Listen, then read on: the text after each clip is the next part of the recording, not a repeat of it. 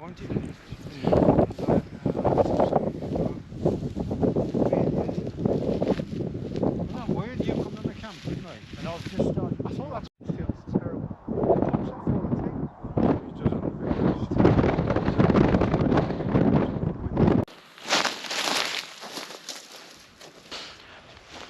it's Graham here. I've got myself out for another wild camp, and if you watch Fellow Wanderers videos, you might recognise the place I'm at because he was here just a fortnight ago. So I feel an explanation is necessary. I'm out with Adrian, Mountain Hopper 57, and Sean McWilliams from Mac in the Wild, and we'd already been planning to come here, so we're not copying. Honest, I had a right dilemma this week because on the work lottery I came runner-up and I won 410 quid. I thought, this is great, I can upgrade my camera equipment. But as well as that, it's my 30th wedding anniversary next month. So what to do? Anyway, I hope you enjoy the new improved footage on my new GoPro 11. So when we're planning to come here, Sean Mack, he's a bit of a local archivist, he put us onto 2 books about the area. There was Rimside by Henry Tegan, and that's a book about spectral goings on. And I've read a passage where someone tries to lead a horse past the old ruins, and the horse won't go, and the horse spooks, and there's ghostly goings on. And when he got the book of an old friend, he opened it, and there was a postcard inside from 1899 that had a poem about Rimside on it, and how amazing is that? And the same poem occurs in a book written by David Dippy Dixon. The book's called Whittington Vale. And if you're a Northumbrian, you might have heard the name David Dippy Dixon. He was born in 1842, and he was a local historian. He wrote a lot about the culture of the Cheviots and Coquet Valley, and he lived in Rothbury. And when he retired, Lord Armstrong gave him a cottage to live in on the Craigside estate, and was given him appointment as a librarian. So sounds like a great life. And his only son emigrated to Australia, so there may still be a line of Dixon's descendants living halfway across the globe. Not halfway, full way across the globe. Here's the ruins of the old inn itself. A bit of a wall here, and it's all sheep pens now, but actually at the minute there's no sheep around, so I'm not expecting to bump into a shepherd or anything. Let's go and take a closer look at them. The inn was a major staging post on the old Newcastle to Edinburgh road, so it was really busy, and it seemed to have a bit of a bad reputation. It was described in 1846, Rimside Moor, as windswept, snow-piled, infested with spectres and malevolent dangers. It was an ordeal for travellers. So I imagine for some travellers, having the inn here was a welcome sight. But when you read stories about it, the place was full of sort of robbers and brigands as well, full of highwaymen ready to prey on travellers. Let's have a look in here. Yeah. In a sense, it's still a working building, and that it's been used as a sheep pen.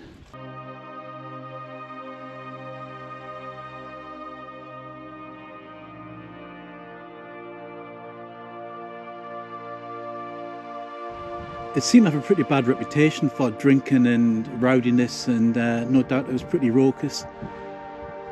It's not exactly like a motorway service station today.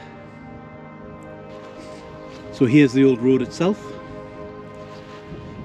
Sean tells me it's called the Devils Causeway, and goes up here across the moor. Not well travelled nowadays.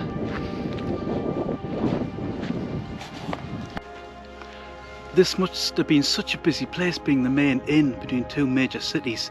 But in 1831 the new A697 was built that bypassed it, and it's only a few hundred yards that way, but I think close enough and far enough away for this to become a little backwater, and just fell into disrepair and disrepute, and there's not much left of it now.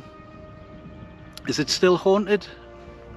Maybe, but maybe ghosts just sort of like slowly erode away as the buildings they haunt themselves, erode away. So there may be the odd spectre here, but I'm not expecting to see anything tonight. It's a beautiful little stream here, which is a nice water supply. And the whole area is surrounded by these fantastic beech trees.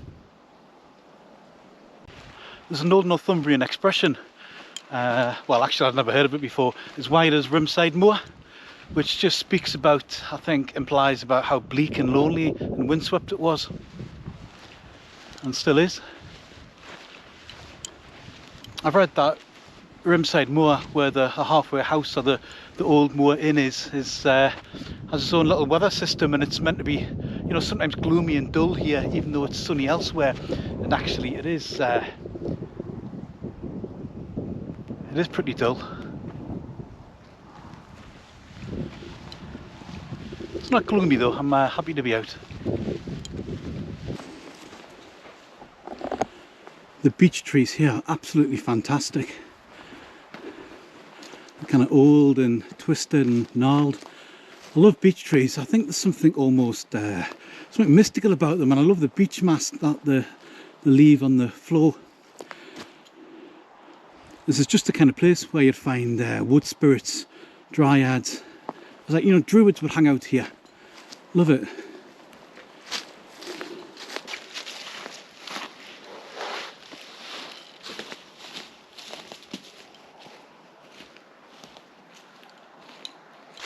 There's a story in Henry Tegan's book about how one chap bought the felling rights for some of the trees here, and he was killed by a fallen tree.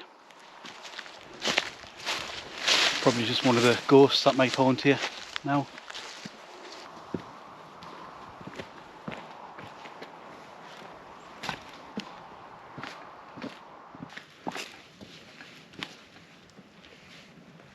I'm sure this is a symbol of dark deeds in the past.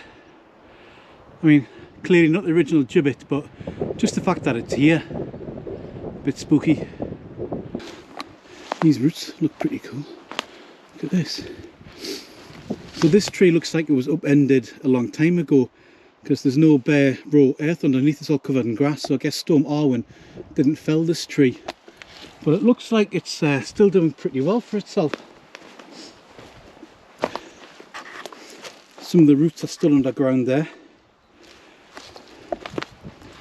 Actually, this is a nice little spot for a bivvy, isn't it? That perfect little bivvy spot. There's a bit of wood here, I don't know what that is, but it's quite a lovely beech mast. And yeah, really sheltered little spot here. And you get a good view of the gibbet as well.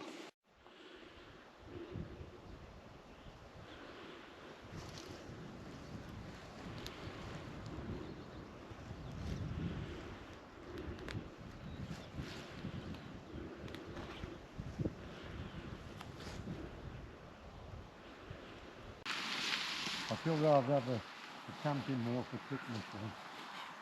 That's always helpful.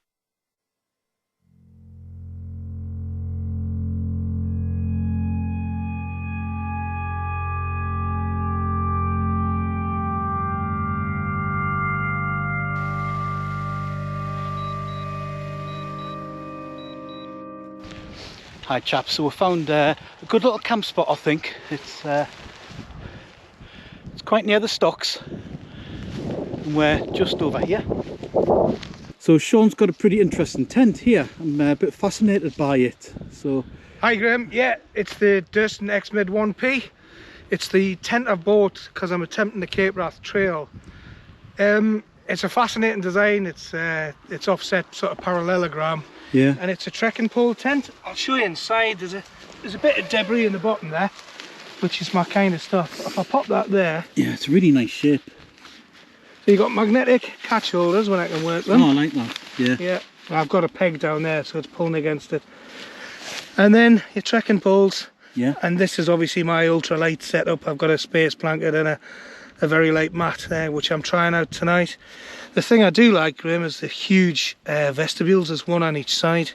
Yeah, you could easily cook in that if it's, Yeah. it's bad. Yeah, Yeah. So it's interesting. It does go up with just four corner pegs, yeah, but obviously uneven pitches, I've put a few more in, and that's what's pulling against this. And I've put the extra guys on. But yeah, fascinating. I'm interested. Yeah, it's really try nice it out. tent. Yeah. I'll let you have a look around. Cheers. It's a cool looking tent, that, and as Sean said, he's doing the Cape Wrath Trail and he's starting in a little over a week, and he's going to video it, so that'll be worth watching. This is Hadrian's Van Gogh Helium tent, Helium 1. It's I have to say, it's a quality looking tent, really nice material, great colour as well. Is it big enough for you, Adrian? It is plenty big enough, but the space is limited inside, width-wise and that. Yeah. But it's all down to, it's only 1.3 kilos, you don't get it all. Yeah, it's a good weight.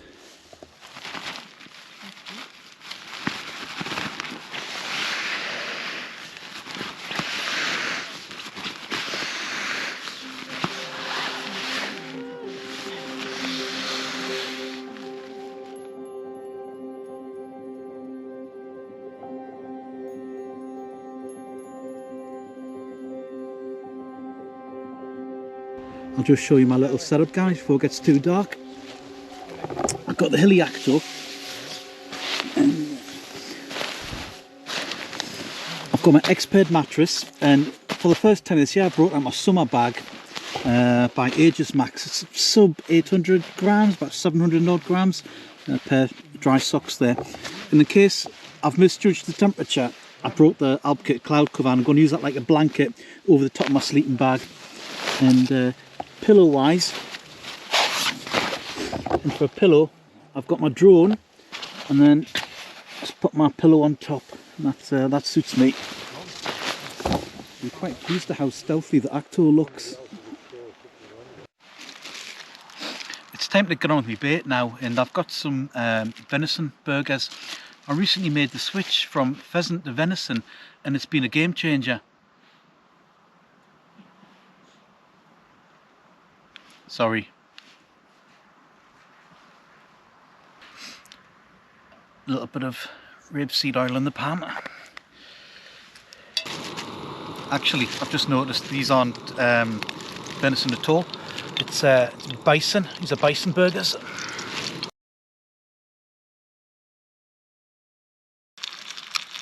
I'm on a bit of a diet, so I haven't been eating so much bread, but I'll tell you what, there's no such thing as dieting on a wild camping trip.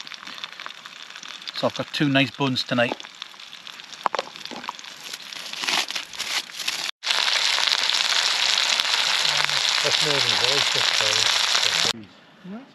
I've got a bit of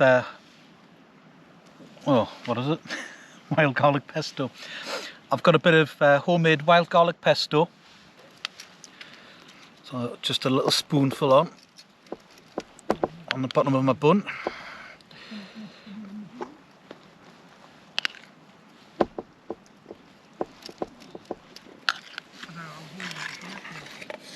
But in reality, I'll probably go straight back to the X then. I'll pop my Bison Burgers on there.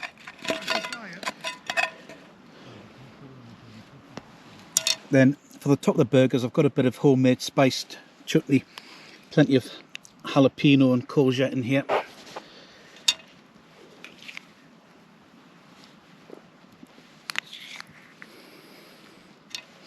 So there we'll have it, Bison Burgers with wild garlic, homemade pesto and homemade jalapeno chutney. That is very acceptable.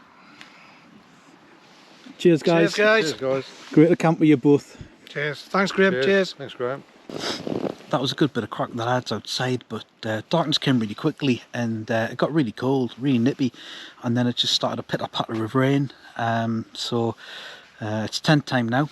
It is cold, so as well as my summer bag here, I'm using the Alpkit cloud cover as a blanket on top, and I'm not taking my top off, so I'm going to be fine.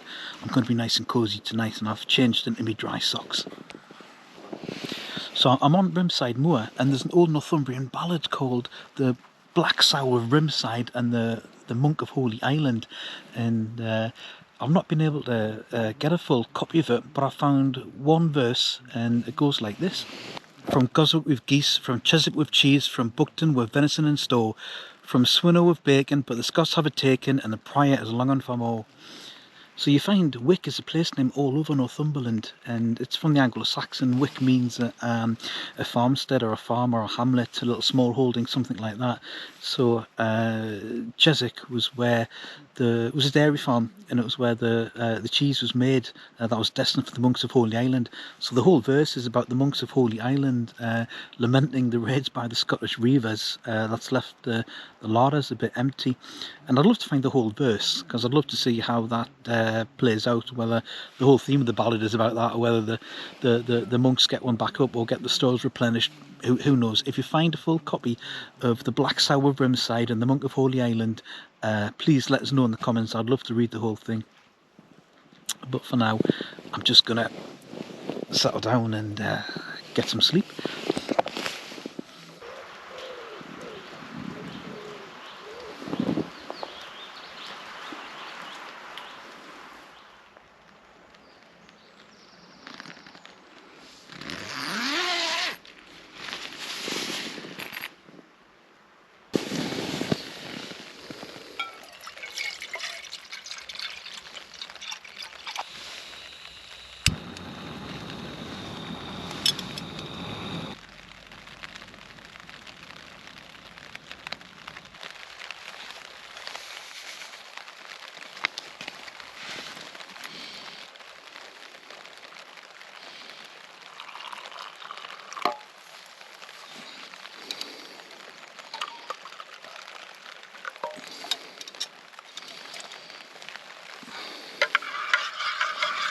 Morning, folks.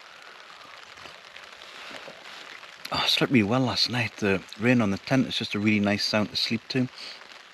But like a lot of times on a wild camp, I had a really weird dream last night. I dreamt that we're camping on the moor here and all our tents are where they actually are. And I was woken in the morning by a JCB digger knocking on the tent with its big yellow bucket on. And I opened up the tent and I was like, yeah. And I was in... They cleared a little, these construction guys had cleared a little area and they were building up a soundstage, and they said, are you here for the Wild Camping Festival? And I thought, well, I play along. I'm like, yeah, we're here for the festival.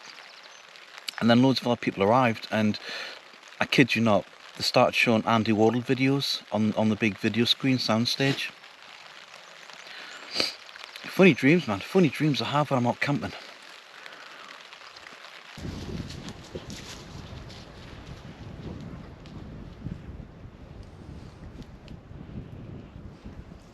As you can see, the weather's a bit dismal this morning.